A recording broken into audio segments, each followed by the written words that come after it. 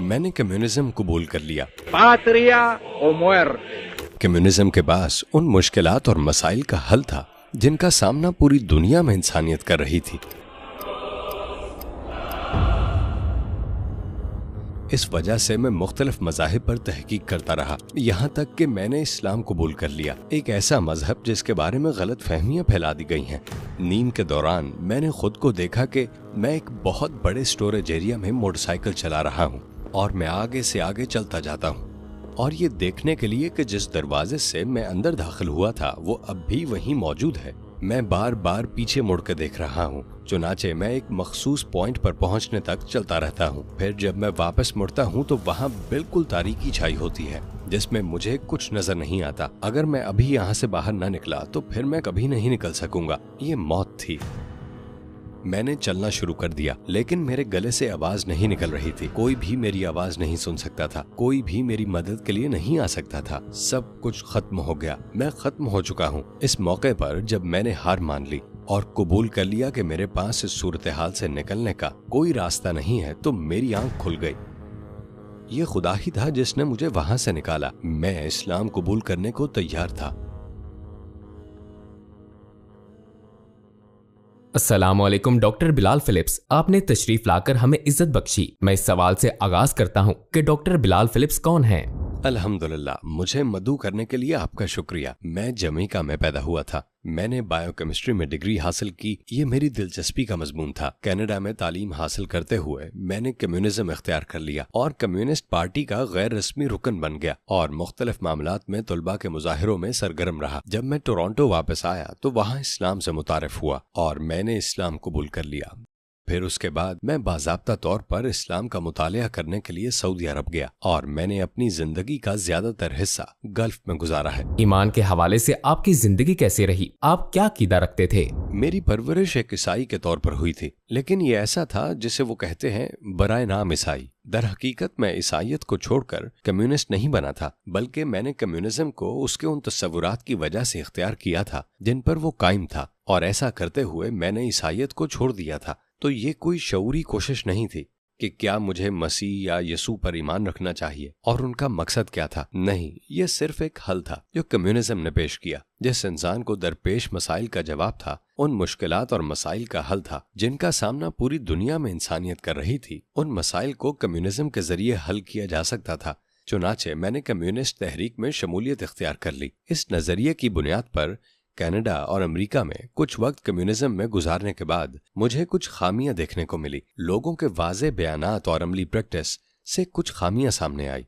Capitalism का मुकाबला करने में कम्युनिज्म की नाकामी के बाद आप जानते ही हैं कि सरमायादारी ने उसको शिकस्त दे दी, तो इसका मतलब ये हुआ कि कुछ तो गलत था। अगर ये सही तरीका होता तो उससे सबसे आगे होना चाहिए था। कम्युनिज्म नजरिए के लिहाज से खूबसूरत था, उसमें एक खूबसूरत पैकेज था। चुनाचे पैकेज ये बताता है कि हर एक से उसकी सलाहियत के मुताबिक काम लिया जाएगा और हर एक को उसकी जरूरत के मुताबिक दिया जाएगा कि अगर आप मजबूत हैं तो आप काम करेंगे और ज्यादा काम करेंगे, लेकिन आपकी जरूरियात कम हैं, थोड़ी हैं, लिहाजा आपको सिर्फ आपकी जरूरत के मुताबिक ही हिस्सा मिलेगा। और आपके बाद जो इंसान है वो एक उम्र रसीदा इंसान है, उसकी जरूरियात ज्यादा हैं, लिहाजा वो पैदावार में से ज्यादा हिस्सा हासिल करेगा। लेकिन उससे मुतालबा क्या किया जाएगा, क्योंकि वो एक उम्र रसीदा शख्स है जो बहुत थोड़ा काम कर सकता है, चुनाचे उससे सिर्फ उतना ही काम लिया जाएगा। ये खूबसूरत लगता है, लेकिन हकीकत में इंसान फितरी तौर पर अपनी कोशिश का बदला देखना पसंद करते हैं। मैंने महसूस किया कि मुझे मजीद देखना चाहिए, चुनाचे फिर मज़ाहिब पर गौर करने के लिए मेरा जहन कुशादा हो गया। अगर मैंने शुरू में मजहब को मुस्तरद किया तो ये जहालत की बुनियाद पर था, मुझे वाकई मज़ाहिब के बारे में इल्म नहीं था। चुनाचे मैंने बुद्ध मत और हिंदू मजहब और दीगर मज़ाहिब का मुतालिया शुरू किया और जल्द ही मैं इस नतीजे पर पहुंचा कि वो हकीकत में काबिल अमल नहीं है। उन्होंने दावे किए, उन्होंने तस्वुरात पेश किए जो बहुत अजीब, गैर फितरी या ऐसी ही चीजें थी। इस वजह से मैं मुख्तलिफ मज़ाहिब पर तहकीक करता रहा, मुख्तलिफ लोगों के साथ बातचीत करता रहा, मुख्तलिफ पस मंजर से ताल्लुक रखने वाले लोगों के साथ یہاں تک کہ میں نے اسلام قبول کر لیا، اور ایک وجہ ایک خاص کتاب کا مطالعہ تھی، اسلام دا مس انڈرسٹوڈ ریلیجن، جس میں مصنف نے کمیونزم، کیپٹلزم، اسلام، عیسائیت، بدھ مت اور دیگر مختلف مذاہب کا موازنہ پیش کیا ہے۔ انہوں نے موازنہ کیا ہے اور اچھے پوائنٹس کی نشاندہی کی ہے، پھر برے پوائنٹس، منفی پوائنٹس کی نشاندہی کی ہے۔ تو میں اس کتاب کو پڑھنے کے بعد جس خلاصے یا نتیجے پر پہنچا وہ یہ تھا کہ وہ ساری خوبیاں جو کمیونزم میں تھی، اور بلا شبہ کمیونزم میں خوبیاں تھی، اگرچہ وہ حل نہ بن سکا، لیکن بہرحال اس میں خوبیاں تھی۔ اس نے کچھ اچھے آئیڈیاز کو ایک جگہ جمع کیا تھا۔ وہ تمام اچھائیاں اسلام میں پائی جا رہی تھی، اور جو چیزیں کمیونزم میں اچھی نہیں تھی، بری تھی، اسلام ان سے خالی تھا۔ وہ خامیاں اسلام میں نہیں تھی۔ تو ایسا لگتا ہے جیسے اسلام نے ان تمام خوبیوں کو یکجا کر دیا ہے، جو خوبیاں بھی انسانوں نے کسی ایک یا دوسرے نظام میں جمع کی، اور ساتھ ہی اس نے تمام خامیوں سے گریز بھی کیا ہے۔ وہ نقصان دہ چیزیں جو مختلف معاشرے اپناتے ہیں یا جو مختلف مذاہب میں پائی جاتی ہیں۔ ایمان کے حوالے سے آپ کی زندگی کیسے رہی؟ آپ کیا عقیدہ رکھتے تھے؟ آپ نے پہلی بار اسلام کے بارے میں کیسے سنا؟ اس تحقیق سے پہلے کیا آپ کا کبھی مسلمانوں سے واسطہ پڑا تھا؟ آپ نے کہا کہ آپ ملیشیا میں تھے، وہاں آپ کے ذہن میں کیا تصور تھا؟ کیا آپ کے اندر کوئی تعصب تھا؟ کیا مسلمانوں کے بارے میں آپ کی کوئی اچھی رائے تھی؟ میں نے ملیشیا میں جو دیکھا وہ ثقافتی اسلام تھا۔ اسلام ایک ثقافت ہے۔ میری والدہ نے ایک انڈونیشین کو گود لیا جو مشرقی ملیشیا میں رہ رہا تھا، ریاست صباہ میں۔ اس کا نام صبا ہے، اور میری والدہ اور والد دونوں اسلام سے بطور ایک مذہب واقف تھے، اور میری والدہ خاص طور پر میرے منہ بولے بھائی کو جو ہمارے ساتھ رہتا تھا سہولت پہنچانے کی کوشش کرتی تھی۔ رمضان میں وہ جلدی اٹھ جاتی اور میرے منہ بولے بھائی کے لیے سحری تیار کرتی، اور افطاری کے لیے بھی وہ اس کے لیے کھانا اور مشروبات تیار کرتی تھی۔ جب ہم سور کا گوشت کھا رہے ہوتے تو وہ اس کے لیے مچھلی پکاتی۔ اگر اتوار کو ہم کچھ الکوہل پیتے، روایتی طور پر اتوار کے ڈنر میں پی جاتی تھی، تو اس کے لیے انگور کا جوس ہوتا۔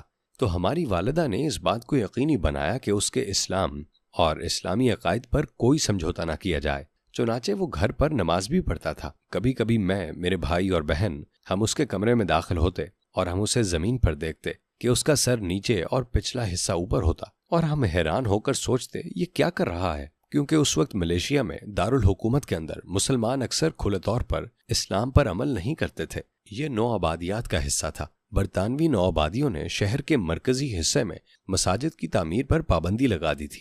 مساجد شہر کی حدود سے باہر تعمیر کی جاتی تھی، تو میں نے اس وقت تک کبھی مسجد نہیں دیکھی تھی۔ اس کا نماز کا طریقہ بالکل عجیب سا لگتا تھا، گویا ہم کسی کو یوگا کی مشق کرتے ہوئے دیکھ رہے ہیں، یا کسی ایسے شخص کو دیکھ رہے ہیں جو کوئی منفرد قسم کی حرکات کر رہا ہے جو کچھ مذہبی گروہوں کے ساتھ خاص ہیں۔ تو ہم نے کبھی اسے ایسی چیز کے طور پر نہیں دیکھا جس کے بارے میں ہم جاننا چاہتے ہوں، البتہ ایک تعجب سے ضرور دیکھا۔ تو میں نے یہ دیکھا اور میں سمجھ نہیں سکا کہ وہ کیا کر رہا ہے، یہاں تک کہ جب میں نے خود اسلام قبول کیا اور مجھے نماز پڑھنا سکھایا گیا، میں نے کہا تو وہ یہ تھی، میرا منہ بولا بھائی مسلمان ہے۔ آئیے آپ کی اسلام قبول کرنے کی کہانی کی طرف لوٹتے ہیں۔ تو ان کتابوں کو پڑھنے کے بعد آخرکار آپ نے مسلمان ہونے کے لیے کیا اقدامات کیے؟ السلام علیکم بھائیوں اور بہنوں، ہمیں احساس ہوا ہے کہ ہمارے چینل پر 80% ناظرین بشمول اس ویڈیو کے ہمارے سبسکرائبرز نہیں ہیں۔ جیسا کہ آپ جانتے ہیں کہ ہم غیر منافع بخش تنظیم ہیں اور ہماری ویڈیو پر اشتہارات غیر فعال ہیں۔ ٹوورڈز ایٹرنیٹی صرف ایک یوٹیوب چینل ہی نہیں بلکہ ایک مدرسہ بھی ہے۔ یہاں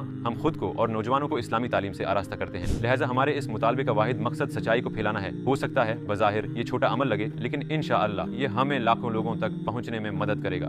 آئیے اب لائک اور سبسکرائب بٹن پر کلک کریں اور ساتھ مل کر ٹوورڈز ایٹرنیٹی کا سفر کریں۔ آئیے آپ کی اسلام قبول کرنے کی کہانی کی طرف لوٹتے ہیں۔ تو ان کتابوں کو پڑھنے کے بعد آخرکار آپ نے مسلمان ہونے کے لیے کیا اقدامات کیے؟ یوں اس کا منطقی مطلب نکل آیا، باقی سب کچھ صرف میرے لیے صرف یہ، میں نے اسے ایک ڈسپلن کی طرح دیکھا۔ دن میں 5 بار نماز ادا کرنا، یہ آپ کی زندگی میں ایک نظم و ضبط پیدا کر دیتا ہے، اپنی زندگی کو منظم کرنا وغیرہ وغیرہ۔ تو میرا مطلب ہے اس وقت میں نے تمباکو نوشی ترک کر دی، اور آپ جانتے ہیں میں ایک میوزیشین ہوا کرتا تھا، تو میں نے موسیقی چھوڑ دی۔ تو میری زندگی میں اس مقام پر پہنچ چکا تھا جہاں میں اسلام قبول کرنے کو تیار تھا۔ کیا آپ ہمیں اپنے کلمہ شہادت پڑھنے کے لمحے پر لے جا سکتے ہیں؟ میں کمیونسٹ پارٹی کے لوگوں کے ایک گروپ میں رہ رہا تھا۔ میں سو رہا تھا۔ نیند کے دوران میں نے خود کو دیکھا کہ میں ایک بہت بڑے سٹوریج ایریا یا اس جیسی کسی جگہ، کسی گیراج وغیرہ میں چل رہا ہوں۔ دروازہ تھوڑا سا کھلا ہوا تھا جو میرے اندر داخل ہونے کے لیے کافی تھا، لیکن اندر مکمل طور پر اندھیرا تھا، اور میں آگے سے آگے چلتا جاتا ہوں، اور یہ دیکھنے کے لیے کہ جس دروازے سے میں اندر داخل ہوا تھا وہ اب بھی وہیں موجود ہے۔ میں بار بار پیچھے مڑ کر دیکھ رہا ہوں تو ایک قسم کا خوف تھا جو مجھے لاحق تھا کہ یہ دروازہ بند ہو سکتا ہے۔ چنانچہ میں ایک مخصوص پوائنٹ پر پہنچنے تک چلتا رہتا ہوں۔ پھر جب میں واپس مڑتا ہوں تو وہاں بالکل تاریکی چھائی ہوتی ہے جس میں مجھے کچھ نظر نہیں آتا، اور اس وقت مجھے محسوس ہوا کہ اگر میں یہاں سے باہر نہ نکلا تو میں کبھی باہر نہیں آ سکوں گا، یہ موت تھی۔ تو میں نے چلانا شروع کر دیا اور ان لوگوں کو پکارنا شروع کر دیا جو میرے ساتھ وہاں رہتے تھے، لیکن میرے گلے سے آواز نہیں نکل رہی تھی۔ کوئی بھی میری آواز نہیں سن سکتا تھا، کوئی بھی میری مدد کے لیے نہیں آ سکتا تھا۔ آخر کار میں نے خود محسوس کیا کہ سب کچھ ختم ہو گیا، میں ختم ہو چکا ہوں۔ اس موقع پر جب میں نے ہار مان لی اور قبول کر لیا کہ میرے پاس اس صورتحال سے نکلنے کا کوئی راستہ نہیں ہے، تو میری آنکھ کھل گئی، اور یہ ایک آخری پوائنٹ تھا جس نے مجھے خدا کے وجود کا یقین دلایا کہ یہ خدا ہی تھا جس نے مجھے وہاں سے نکالا۔ میرے دوست، میرے حالات، کچھ بھی نہیں، کوئی بھی میری مدد نہیں کر سکا۔ تو یہ بالکل آخری پوائنٹ کی طرح تھا۔ اس کے بعد پھر باقی سب کچھ بالکل آسان تھا۔ میں کہانی کو تیزی سے آگے بڑھانا چاہتا ہوں۔ آپ مسلمان ہو گئے اور آپ کی والدہ اسلام کی محافظ، اور آپ کے والد بھی ایک موحد تھے جیسا کہ آپ نے بتایا، تو کیا بعد میں وہ مسلمان ہوئے؟ جی ہاں، الحمدللہ۔ ان کی اسلام کے بارے میں کوئی منفی رائے نہیں تھی، کیونکہ ان دونوں نے اپنے یونیورسٹی کے زمانے میں مذاہب عالم کا مضمون پڑھا تھا، اور وہ اسلام اور اس کی تعلیمات سے واقف تھے، اور ان کی رائے تھی کہ یہ ایک اچھا مذہب ہے۔ اور پھر ہوا یہ کہ یونیورسٹی میں ان کے بہت سے دوست، شاید ان کے آدھے سے زیادہ دوست مسلمان تھے، لہٰذا ان کا عملی طور پر مسلمانوں سے سامنا رہتا تھا، اور وہ بہت اچھے لوگ تھے۔ اس وجہ سے اسلام کے بارے میں میرے والدین کا تاثر اچھا تھا، یہاں تک کہ میری والدہ بھی جب وہ یونیورسٹی آف ٹورانٹو میں مذاہب عالم کی تعلیم حاصل کر رہی تھی تو ان کا پروفیسر یہودی تھا، اور وہ پروفیسر جب بات کرتا، جب وہ گروپ کو دوسرے مذاہب کے بارے میں سکھاتا تو وہ ہمیشہ اچھے اور برے کی نشاندہی کرتا تھا۔ لیکن جب اسلام کی بات آئی تو میری والدہ نے محسوس کیا کہ وہ صرف بری باتیں ذکر کر رہا تھا، وہ کسی اچھائی کا ذکر نہیں کر رہا تھا۔ تو وہ لیکچر کے دوران ہی اٹھ کھڑی ہوئی اور انسٹرکٹر سے سوال کیا، کیا اسلام میں کوئی اچھائی نہیں ہے؟ تو ہم اسے سیکھ کیوں رہے ہیں؟ یہ سب بہت برا تھا۔ تو والدہ نے یہ ذمہ داری اٹھائی کہ کورس کے لیے تجویز کردہ کتابوں کے علاوہ دیگر کتابیں تلاش کرنا شروع کر دی۔ انہوں نے دوسرے مصنفین کو پڑھا، کچھ غیر مسلم مصنف، لیکن وہ اعتدال پسند خیالات کے حامل تھے۔ تو والدہ نے لیکچر ہال میں اسٹوڈنٹس کے درمیان اسلام کا دفاع کرنا شروع کر دیا، اور بلا شبہ پروفیسر کو یہ بات زیادہ پسند نہیں آئی۔ آپ جانتے ہیں، والدہ کہتی ہیں اس وجہ سے انہوں نے اسے صرف B گریڈ دیا جبکہ ان کے تمام گریڈز A تھے، تو کم از کم آپ کو میری طرف سے A گریڈ نہیں ملنے والا۔ جیسا کہ میں نے کہا، ہم برائے نام عیسائی تھے۔ اس کا مطلب یہ ہے کہ اتوار کو ہم کلیسیا جاتے تھے، سب بچے، اگرچہ میرے والد کبھی نہیں گئے، وہ بچپن کا دور تھا، ہم اس پر سوال نہیں کر سکتے تھے کہ والد صاحب خود نہیں جاتے لیکن ہمیں بھیجتے ہیں۔ وہ تاکید کرتے تھے تم لوگ اپنی والدہ کے ساتھ جاؤ، تو ہم ہمیشہ چلے جاتے، لیکن وہ کبھی نہیں گئے۔ بعد میں جب میں نے اسلام قبول کیا اور میں نے ان سے اور اپنی والدہ سے اسلام کے بارے میں بات کی تو انہوں نے مجھے بتایا کہ جب وہ 13 سال کے تھے، جب وہ اسکول میں پڑھتے تھے، اور اس وقت برطانوی اسکول میں وہ لاجک سکھاتے تھے، جب انہوں نے عیسائیت کے بارے میں سوچا، کیونکہ وہ چرچ میں ایک کوئر بوائے تھے، ان کے والد ایک پادری تھے، جب انہوں نے یسوع کے خدا ہونے کے بارے میں سوچا تو یہ لاجیکل نہیں لگا، یہ بات ان کی سمجھ میں نہیں آئی۔ تو اس وجہ سے اس وقت سے وہ ہمیشہ صرف ایک خدا کی عبادت کرتے تھے، انہوں نے یسوع کی عبادت نہیں کی، اور ان کے بھائی اور بہنیں انہیں ملحد کہنے لگے۔ تو اس طرح ان کی پرورش ہوئی اور انہوں نے اسے برقرار رکھا، لہٰذا وہ کبھی چرچ نہیں گئے، کیونکہ چرچ میں یسوع کو خدا مان کے ان کی عبادت کی جاتی ہے۔ میرے اسلام قبول کرنے کے بعد ان دونوں کو اسلام قبول کرنے میں مزید 21 سال لگے۔ آپ کو 20 سال لگ گئے ان کو اسلام کی وضاحت، اس کی تبلیغ کرنے میں؟ نہیں، میں ایسا نہیں کہوں گا، میرا مطلب میں نے سب طریقے آزما لیے، لیکن آپ جانتے ہیں کہ میں ہر وقت ان پر ہتھوڑے نہیں برساتا رہتا تھا۔ میں کچھ چیزیں بیان کرتا ہوں، وہ مسلمانوں کے آس پاس زیادہ سے زیادہ رہنے لگے۔ وہ نائجیریا گئے اور انہوں نے نارتھ نائجیریا میں مسلمانوں کے اسکولز میں پڑھایا۔ پھر وہ یمن گئے، انہوں نے یمن میں پڑھایا جو کہ ایک مسلم ملک ہے۔ وہ سعودی عرب گئے، انہوں نے ریاض میں ایک اسلامی اسکول قائم کیا۔ بنیادی طور پر تکنیکی ماہرین کے طور پر اسکول کو اکٹھا رکھنے میں ان کا مسلمانوں کے ساتھ بہت زیادہ میل جول رہا، جو کہ عام طور پر 90% مثبت میل جول تھا۔ اور اسی طرح جب وہ اپنے دوستوں کے ساتھ ہوتے اور ان کے دوست اسلام کے بارے میں کچھ منفی باتیں کرتے تو وہ اسلام کا دفاع کیا کرتے تھے، کیونکہ ان کے پاس صحیح اور غلط میں فرق کرنے کے لیے بیک گراؤنڈ کا کافی علم تھا۔ ان کے لیے اسلام قبول کرنا آسان تھا۔ میرے والد کے لحاظ سے وہ بنیادی طور پر یہ وہ وقت تھا جب انہوں نے مجھے بتایا کہ جب وہ 13 سال کے تھے، میں اس وقت تک اس بارے میں نہیں جانتا تھا کہ وہ صرف ایک خدا اللہ سبحانہ و تعالیٰ کی عبادت کرتے ہیں، یسوع کی نہیں، وہ کسی انسان کی عبادت نہیں کرتے۔ دوسری طرف میری والدہ، وہ ایک واقعے کی وجہ سے اس طرف آئیں، اور وہ یہ تھا کہ وہ جدہ میں رہ رہی تھی، جدہ کے ایک انسٹیٹیوٹ میں کام کر رہی تھی، اور جب میں ریاض سے ان سے ملنے آیا، میں ریاض میں ماسٹرز کر رہا تھا، میری والدہ نے مجھے بتایا کہ انہیں لگتا ہے کہ گھر میں کچھ ہے جو انہیں دکھائی دیتا تھا، اور ایسا لگتا تھا کہ کچھ بہت تیزی سے حرکت کر رہا ہے۔ وہ بالکل واضح نہیں کر سکی کہ وہ کیا تھا، اور اسے گھر سے بھگانے کے لیے انہوں نے جو کیا اس پر اعتقاد رکھنا انتہائی برا تھا۔ انہوں نے سلیب بنی، بہت سی سلیبیں بنائی، ایک گھر میں داخل ہونے والے دروازے کے اوپر رکھ دی، ایک بیڈ روم کے دروازے پر، ایک لیونگ روم میں، لیکن انہوں نے کہا کہ ایسا کرنے کے بعد بھی وہ چیزیں موجود ہیں۔ میں نے کہا ٹھیک ہے، مجھے یہاں سورہ بقرہ پڑھنے دیں۔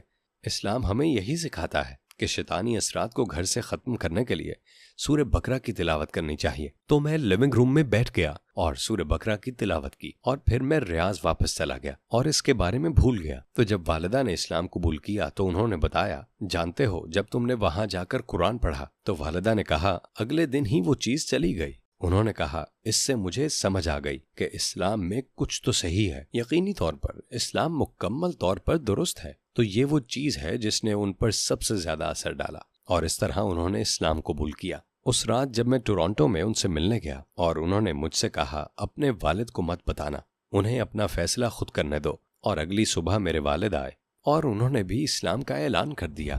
آپ کے اسلام قبول کرنے کے بعد آپ تبلیغ میں کافی سرگرم ہو گئے۔ کیا آپ ہمیں کسی ایسی تبلیغی سرگرمی کے بارے میں بتا سکتے ہیں جو آپ کبھی نہیں بھول سکتے؟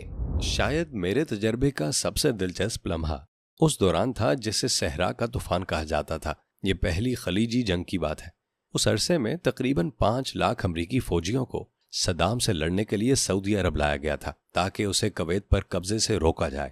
مجھے ایک سعودی سارجنٹ نے مدعو کیا تھا جو خود جنگ کے دوران اور اس کے بعد ان فوجیوں کے درمیان تبلیغ کا کام کرتا رہتا تھا۔ جنگ زیادہ دیر نہیں چل سکی، صرف چند دن چلی، تو وہ بہت سے امریکی فوجیوں سے ملتا اور انہیں اسلام کی دعوت دینے کی کوشش کرتا۔ یہ خیال ذہن میں آیا کہ ان امریکی فوجیوں کے درمیان ایک دعوتی خیمہ قائم کیا جائے جن فوجیوں کو ملک سے باہر بھیجا جا رہا تھا، اور اس خیمے پر ایک لیبل لگایا جائے جس پر لکھا ہو سعودی عرب کی ثقافتی معلومات کا خیمہ۔ ہم نے اس کا نام تبلیغی خیمہ نہیں رکھا، اور وہاں ہمارے پاس میزوں پر بہت سے کتابچے موجود تھے جن میں سعودی عرب اور جانوروں اور پرندوں اور سعودی عرب کی چیزوں کے بارے میں معلومات تھی، اور ہم نے ان کے درمیان کچھ پمفلٹس بھی ملا رکھے تھے جن میں اسلام کے بارے میں معلومات تھی، اور ہمارے پاس قرآن پاک کے انگریزی ترجمے کی کاپیاں بھی تھی ان لوگوں کے لیے جو خریدنا چاہیں۔ اور خیمے میں ہمارے پاس فوجی مرد و خواتین کے گروپ آتے تھے جو ایک وقت میں 150 سے 200 افراد پر مشتمل ہوتے، اور ان کے سامنے بالواسطہ اسلام پیش کیا جاتا سعودی عرب کی ثقافت کے طور پر، کیونکہ سعودی عرب کی ثقافت کے بارے میں بات کرنے کے لیے آپ کو لازمی طور پر اسلام کے بارے میں بات کرنی پڑتی ہے، کیونکہ اس کی بنیاد میں یہی چیز ہے کہ وہاں جو کچھ بھی آپ دیکھ رہے ہیں اس میں زیادہ تر چیزیں اسلام سے ہی آئی ہیں۔ تو یہ پیغام کہ اسلام لوگوں کی ثقافت پر کس طرح اثر انداز ہوتا ہے ان تک پہنچایا جا رہا تھا، اور آہستہ آہستہ ان میں سے بہت سے لوگوں کو مساجد کے وزٹ پر لے جایا جاتا تاکہ وہ دیکھیں کہ مسجد کے اندر کیا ہوتا ہے، دیکھیں کہ مسلمان کیسے نماز پڑھتے ہیں، اور وہ سوالات کریں۔ ہم نے خواتین فوجیوں کے لیے ایسے سعودیوں کے گھر کے وزٹ کا بندوبست کیا جنہوں نے امریکہ میں تعلیم حاصل کی تھی، ان کی بیویاں وہاں موجود تھیں، وہ بھی وہیں سے تعلیم یافتہ تھی، وہ ان کے ساتھ بات چیت کر سکتی تھی، لہٰذا انہیں مسلم خواتین سے ملنے کا موقع ملا، کیونکہ بلا شبہ ان کا خیال تھا کہ مسلمان خواتین پر ظلم ہوتا ہے، وہ یہ سیاہ لباس پہنے ہوتی ہیں، تو ان کے ساتھ کھل کر بات چیت کرنے کے عمل میں جو کچھ بھی وہ پوچھنا چاہتی تھی وہ پوچھ سکتی تھی۔ الحمدللہ 5 ماہ کے عرصے میں انہیں ملک سے باہر بھیج دیا گیا، اور ان میں سے 3000 سے زیادہ لوگوں نے ہمارے خیمے سے اسلام قبول کیا، ماشاءاللہ۔ تو یہ میرے لیے حیرت انگیز تھا، میں نے ایسا پہلے کبھی نہیں دیکھا تھا۔ یہ ایک بار کا اجتماع نہیں تھا، بلکہ ایک عرصے تک باقاعدگی سے لوگوں سے ملاقات کرنا اور پھر ان کی تربیت کرنا، ان کو تیار کرنا، کیونکہ ان میں سے بہت سے لوگوں کو اسلام قبول کرنے کے शायद 1 हफ्ते या 2 हफ्ते दौरान वापस जाना पड़ता। लिहाजा हमारी कोशिश थी कि उन्हें ज्यादा से ज्यादा मालूमात फराहम कर सकें और उनके अमेरिका लौट जाने के बाद भी उनसे राब्ता रखें। तो ये आप कह सकते हैं कि सबसे बड़ा दावती प्रोग्राम था जिसमें मैं शामिल हुआ। आपकी जिंदगी का मकसद इस्लाम लाने से पहले क्या था और इस्लाम लाने के बाद क्या है? इस्लाम लाने से पहले कोई वाज़ेह मकसद नहीं था। कुछ काम ऐसे थे जो करने पड़ते थे और आप जिंदगी को बेहतर बनाने के लिए उनको करने की कोशिश करते हैं। मेरा मतलब है, मार्क्स और एंगल्स की जितनी किताबें मैंने पढ़ी, मुझे याद नहीं कि मैंने उनमें कुछ भी ऐसा पढ़ा हो जिसमें जिंदगी के मकसद के बारे में बात की गई हो। उसमें कहीं भी ये चीज नहीं थी। एक कम्युनिस्ट या एक मुल्हिद के तौर पर आपका ये मानना होता है कि ये एक हादसा है। तो अगर ये एक हादसा है तो हादसात का कौन सा कोई मकसद होता है? हादसात तो होते रहते हैं, बस इतनी सी बात है। लिहाजा इस बात की कोई गुंजाइश ही नहीं। हो सकता है कि बाज़ मकामात पर लोग पूछ सकते हैं कि उन सब का फायदा क्या है। वो ये सवाल पूछेंगे लेकिन उनके पास कोई जवाब नहीं है। एक मुसलमान होने के नाते बिलाशुबा जिंदगी का मकसद जन्नत का हुसूल बन जाता है। ये जिंदगी, अब्दी जिंदगी जिसे हम जन्नत कहते हैं, उस तक पहुंचने का एक जरिया है। तो हम जन्नत में कैसे पहुंचेंगे? अल्लाह ताला की इबादत करने से। और इसी वजह से अल्लाह ताला का इरशाद है, वमा खलक़तुल जिन्ना वल इंसा इल्ला लियाबुदून।